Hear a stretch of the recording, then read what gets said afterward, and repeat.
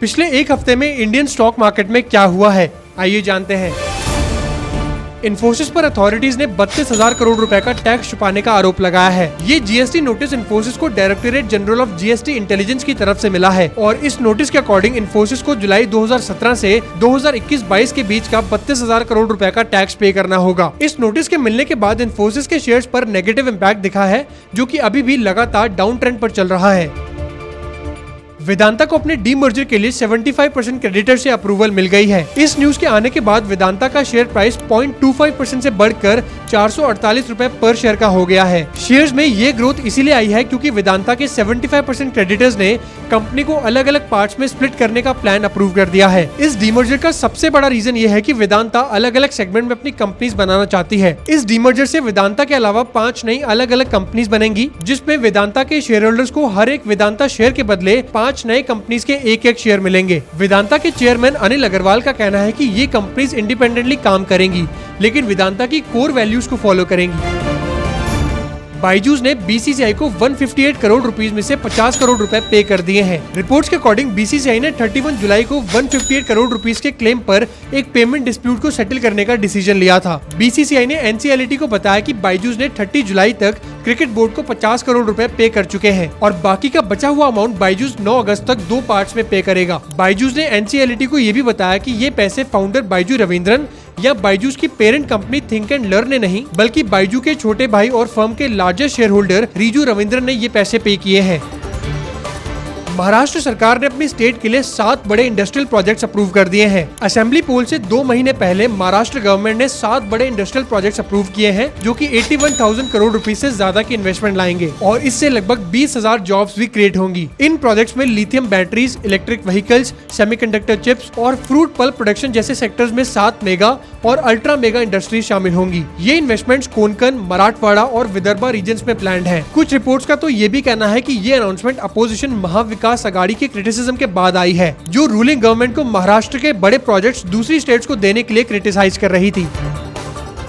Adani power ने अपने अप्रैल-जून quarter के रिजल्ट्स को अनाउंस कर दिया है। कंपनी का नेट प्रॉफिट 55.3% से गिरकर 3,913 करोड़ रुपए का हो गया है, जो कि पिछले साल के सेम क्वार्टर में 8,750 करोड़ रुपए से ज्यादा का था। अडानी पावर का रेवेन्यू इस क्वार्टर में 14,717 करोड़ रुपए का रहा, जो 35% ज्यादा है पिछले साल के कंपैरिजन में। इन्होंने इस बार अपने एबिटा को भी ग्रो किया है, जो कि इस क्वार्टर में 76% बढ़कर 6,195 करोड़ रुपए का हो गया है, जो कि पिछले साल के सेम पीरियड में 3,514 करोड़ रुपए का था। इन सबके साथ कंपनी के मार्जिन्स भी जून क्वार्टर में 41.4% तक बढ़ गए हैं, जो पिछले साल के सेम पीरियड में 31.9% थे। कंपनी ने अपनी रिपोर्ट में बताया कि इनके एक्सपेंसेस 13.5% से बढ़कर 10,568 करोड़ रुपए के हो गए थे और इसमें 16% फ्यूल कॉस्ट शामिल है, जिसका main reason higher crude oil prices है। कंपनी ने बताया कि फ्यूल कॉस्ट अडानी पावर के टोटल एक्सपेंस का 70% है। फर्स्ट क्राई की parent company Brainbees solutions limited अपना आईपीओ 6 अगस्त को लॉन्च करने वाली है। ब्रेनबीज सॉल्यूशंस के आईपीओ की बिडिंग 5 अगस्त से 8 अगस्त तक ओपन रहने वाली है, जिसमें एक शेयर की वैल्यू 440 रुपए से 465 रुपए की होगी। कंपनी की टोटल मार्केट कैप इस टाइम पर $2.68 बिलियन की है और वो इस आईपीओ से लगभग 4,187 करोड़ रुपए रेज करना चाहते हैं। इस आईपीओ में फ्रेश इशू और ऑफर फॉर सेल दोनों शामिल होंगे। ऑफर फॉर सेल में SoftBank, M&M, PI opportunities fund जैसे बहुत से इन्वेस्टर्स अपने शेयर्स बेच रहे हैं, जिसमें सॉफ्टबैंक के पास ब्रेनबीज सॉल्यूशंस में 25.55% स्टेक है और M&M के पास 10.98% स्टेक है। जोमैटो ने अपने Q1 FY25 का रिजल्ट अनाउंस कर दिया है। जोमैटो ने 1 अगस्त 2024-25 के पहले क्वार्टर के लिए 253 करोड़ रुपए का कंसोलिडेटेड नेट प्रॉफिट रिपोर्ट किया है। कंपनी का कंसोलिडेटेड रेवेन्यू फ्रॉम ऑपरेशन 74.1% से ईयर ऑन ईयर बढ़कर 4,206 करोड़ रुपए का हो गया है। साथ ही कंपनी का revenue from operations fourth quarter में 18% से बढ़कर 3,562 करोड़ रुपए का रहा। लेकिन वहीं दूसरी तरफ जोमैटो के एक्सपेंसेस Q1 FY25 में 60% से बढ़कर 4,203 करोड़ रुपए के हो गए हैं, जो FY24 के Q1 में 2,612 करोड़ रुपए के थे।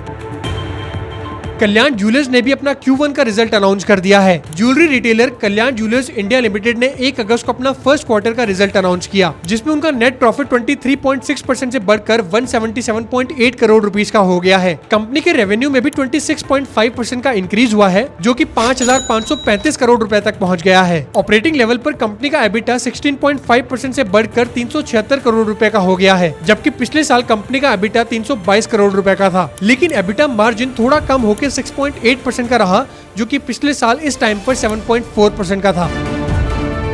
टाटा मोटर्स लिमिटेड ने भी 1 अगस्त को अपने Q1 FY25 के रिजल्ट्स अनाउंस किए हैं। इनका कंसोलिडेटेड नेट प्रॉफिट 74% से बढ़कर 5,566 करोड़ रुपए का हो गया है, जो पिछले साल 3,203 करोड़ रुपए का था। कंपनी का अप्रैल जून क्वार्टर का रेवेन्यू 5.7% से बढ़कर 1,07,316 करोड़ रुपए का हो गया है, जो कि पिछले साल 1,01,528 करोड़ रुपए का था। टाटा मोटर्स का fiscal first quarter net profit 5,150 crore रुपए और revenue 1.09 lakh crore rupees expected था, लेकिन इन्होंने इस बार एक्सपेक्टेड से ज्यादा नंबर्स अचीव किए हैं। टाटा मोटर्स का कंसोलिडेटेड एबिटा 19% से बढ़कर 15,785 करोड़ रुपए का हो गया है, जहां इनका ऑपरेटिंग मार्जिन भी 12.9% से बढ़कर 14.6% हो गया है।